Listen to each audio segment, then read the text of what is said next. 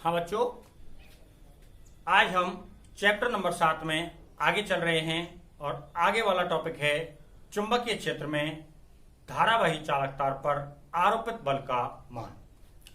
कौन सा टॉपिक बेटा? चुंबकीय क्षेत्र में धारावाही चालक तार पर आरोपित बल का मान। देखो, चुंबकीय क्षेत्र में धारावाही चालक तार पर बल कैसे लगेगा और क्यों लगेगा, पहले तो इस पॉइंट पे डिस्कस करते हैं क्यों लगेगा।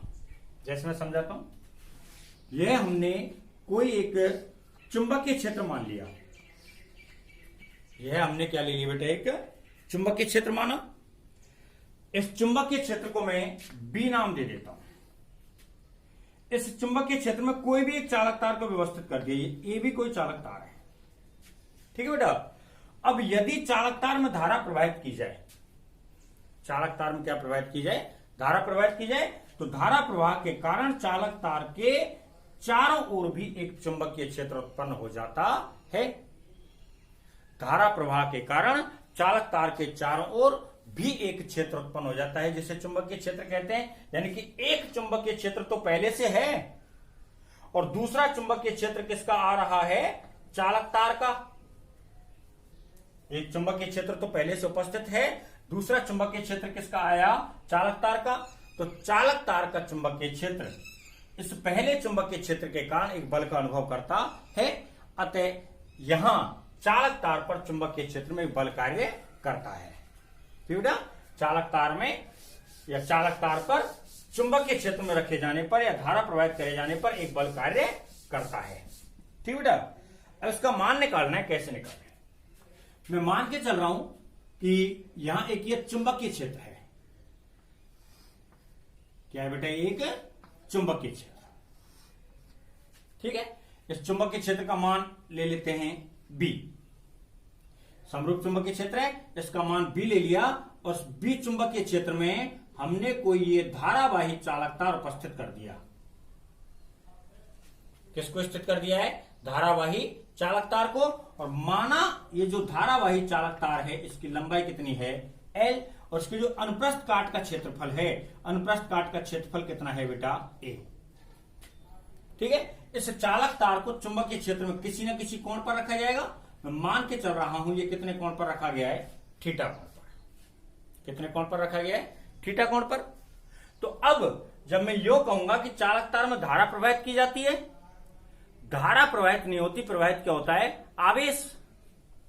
भाई धारा तो एक राशि हो गई, वो राशि किस कारण से उत्पन्न होती है? आवेश के कारण, है ना। तो आवेश प्रवाहित होगा चुंबकीय क्षेत्र में। प्रवाहित होगा इसका मतलब गति कर रहा है।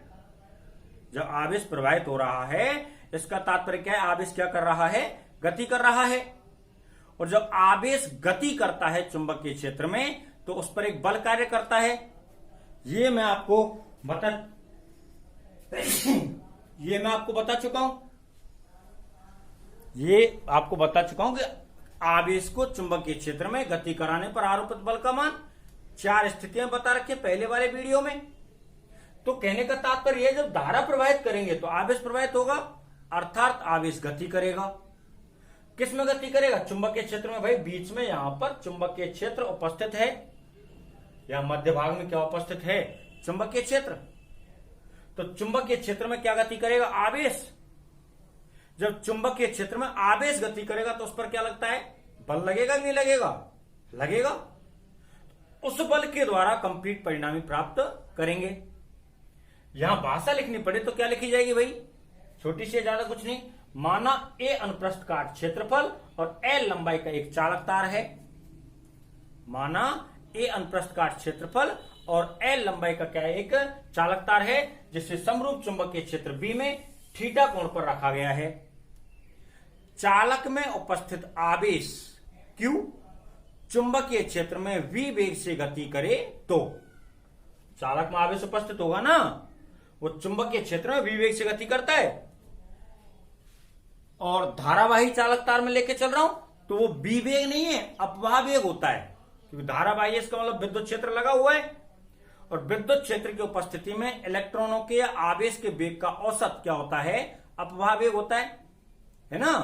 तो चालक तार में उपस्थित आवेश Q चुंबकीय क्षेत्र B में ये वाला भी है, v वेग से गति करता है या अपवाह वेग v से गति करता है, तब चालक के आवेश पर आरोपित बल का मान, चालक के आवेश पर आरोपित बल का मान F बराबर क्या होता है बेटा, Q v गुणा v।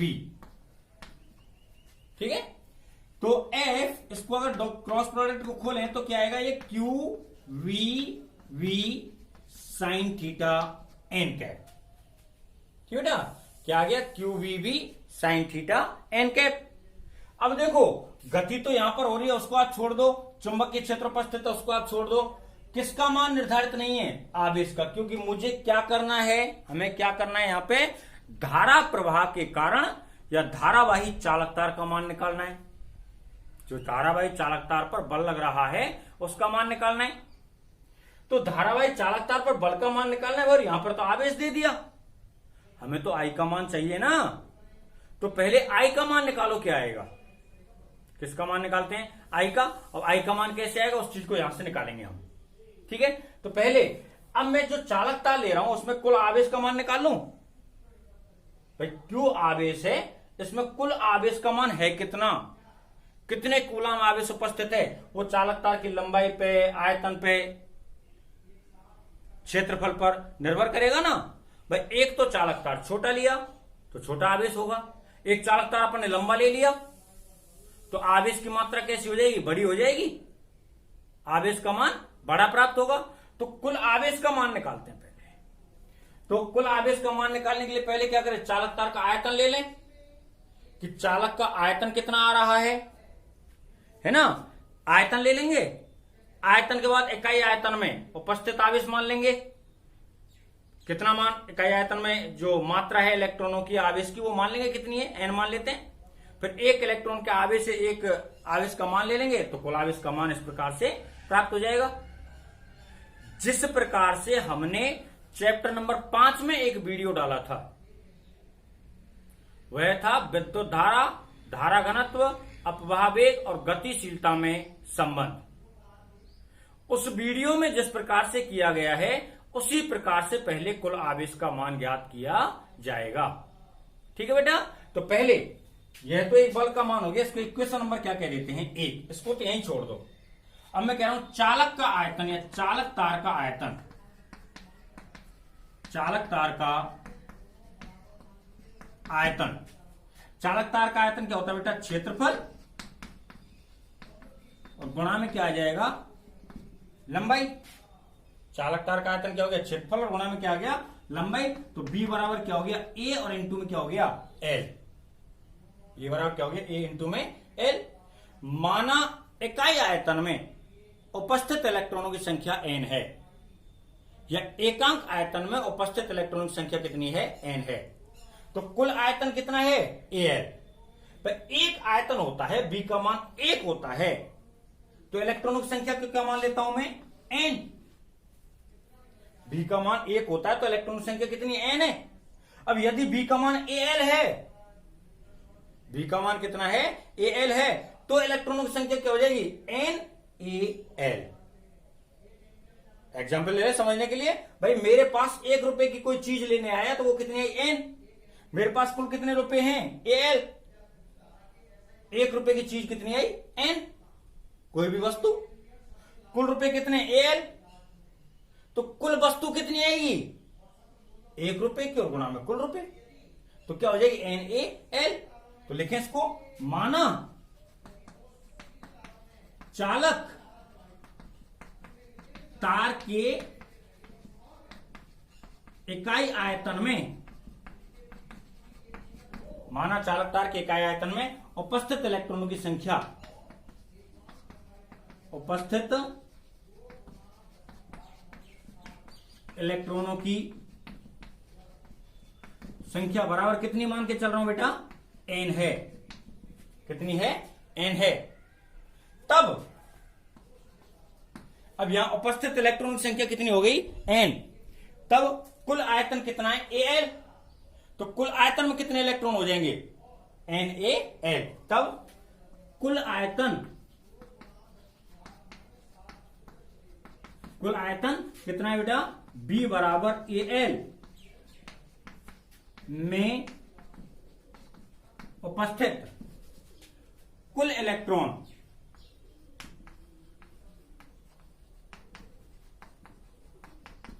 बराबर कितने हो गए बेटा? NaL। ठीक है, NaL अपने पास कुल इलेक्ट्रॉन उपस्थित हो गए। अब मैं एक दूसरी बात कह रहा हूं कि यदि एक इलेक्ट्रॉन का आवेश E है, एक इलेक्ट्रॉन का आवेश कितना है? E है, और अपने पास कुल इलेक्ट्रॉन कितने हैं? NaL है ना। एक इलेक्ट्रॉन का आवेश कितना है? E, और कुल इलेक्ट्रॉन कितने? NaL। तो कुल आवेश कितना हो जाएगा? NaLe। हो जाएगा नहीं हो जाएगा? वही हवाला वाला लॉजिक है, थोड़ी देर पहले बताया था। तो लिख देता हूं, माना एक इलेक्ट्रॉन पर आवेश E है, तब चालक तार पर कुल आवेश बराबर, कुल आवेश बराबर क्या हो जाएगा? NaLe। ये बात समझ में आ गई? नहीं आगे होगी भाई। एक इलेक्ट्रॉन का आवेश कितने का E है, तो कुल आवेश क्या आ जाएगा? NaLe आ जाएगा। या Q के मान कहां रख दें? समीकरण 1 में। समीकरण 1 में Q का मान रखने पर, समीकरण 1 में क्या करते हैं? Q का मान रख देते हैं। Q का मान रखने पर तो क्या आगे देखो, F बराबर NaLe, और N2 में कहा रहो बेटा? BB sin theta n cap. ठीक है, अब देखो L है तो पीछे की तरफ ले जाए ना, और ये BNX में आगे ले आऊं, तो F बराबर क्या हो जाएगा? NaEB है ना, और यह में कोष्टक में ले जाओ तो कह जाओ LB sin theta n cap. NaEB E का हो है चैप्टर नंबर 5 के टॉपिक में, मैंने शायद तीसरा टॉपिक उसमें कराया है। क्या है? विद्युत धारा अपवाहवेग। ठीक है, विद्युत धारा अपवाहवेग, गतिशीलता और धारा घनत्व में संबंध। तो वहां पर आपको ये सूत्र मिलेगा। यहां जो ये B है ना, ये अपवाहवेग है। जो ये B लिया गया है, इसको मैंने केवल B से डिनोट किया है। ये क्या है? अपवाहवेग है। क्यों? धारावाही चालक तार है ना।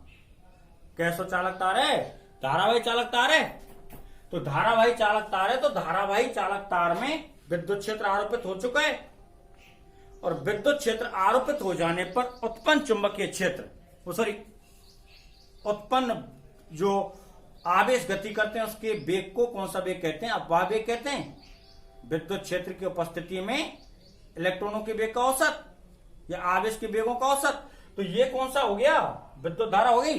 तो लिख देता हूं, विद्युत धारा और धारा घनत्व के संबंध से, धारा और अपवाह वेग में संबंध से, ऐसे लिख देते हैं। चलो सीधा ही, अपवाह वेग में संबंध से। अब देखो F बराबर क्या हो जाएगा? सॉरी, संबंध से पहले संबंध लिखते हैं।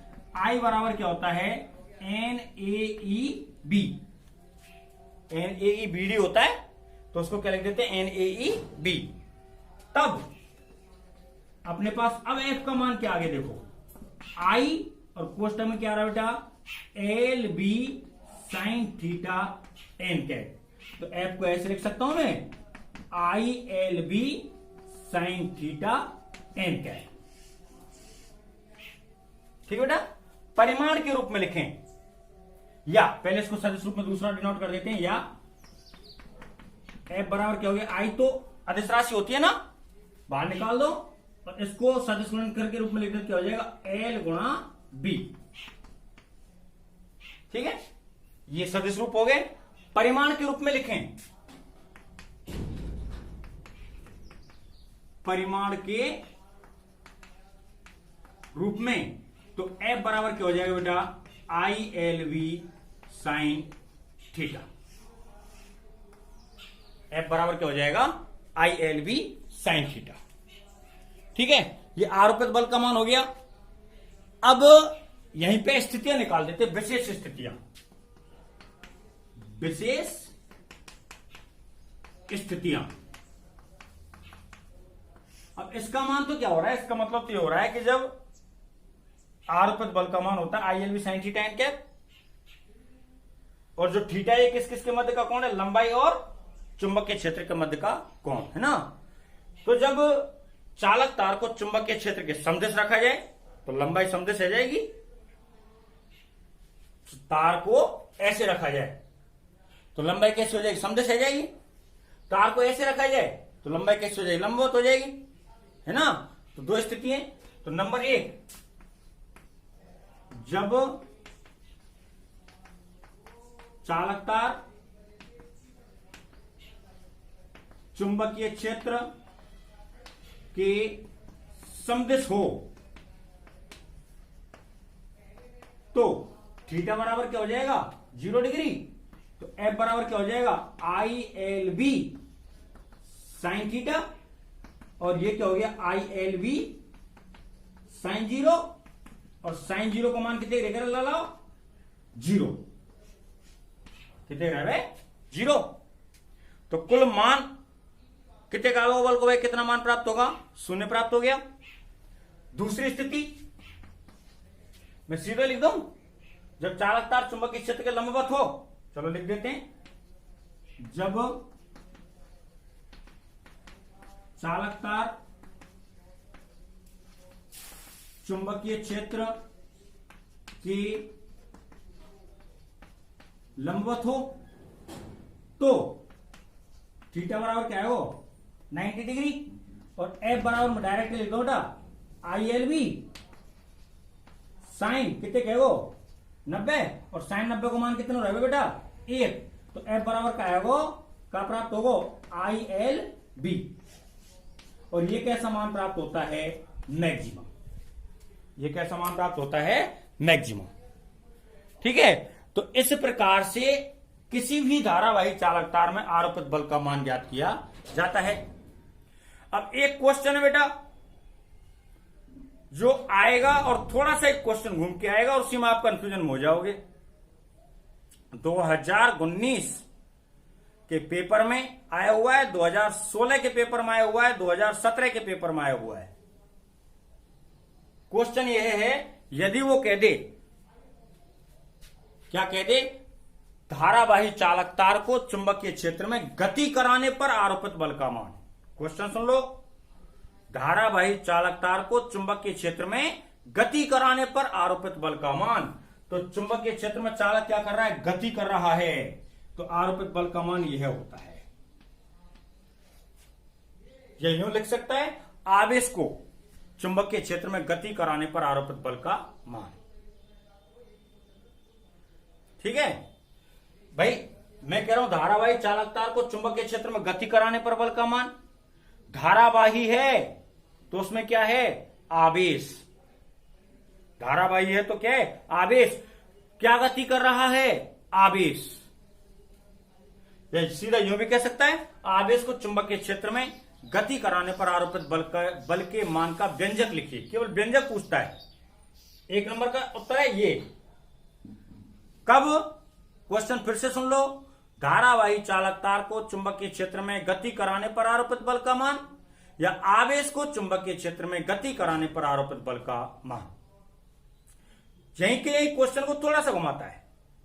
धारावाही चालक तार पर चुंबकीय क्षेत्र का मान, और धारावाही चालक तार को चुंबकीय क्षेत्र में रखने पर आरोपित बल का मान। यहां पर गति नहीं करा रहा है, अगर गति कराता तो बल लगेगा ये।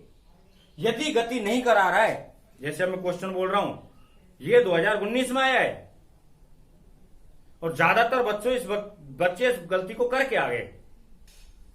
क्या होगा क्वेश्चन, धारावाही चालक तार को चुंबकीय क्षेत्र में रखने पर आरोपित बल का मान। ठीक है, तो अब रख रहे हैं, गति नहीं करा रहे हैं, और गति नहीं करा रहे तो आरोपित बल का मान क्या होता है, F बराबर ILB साइन थीटा।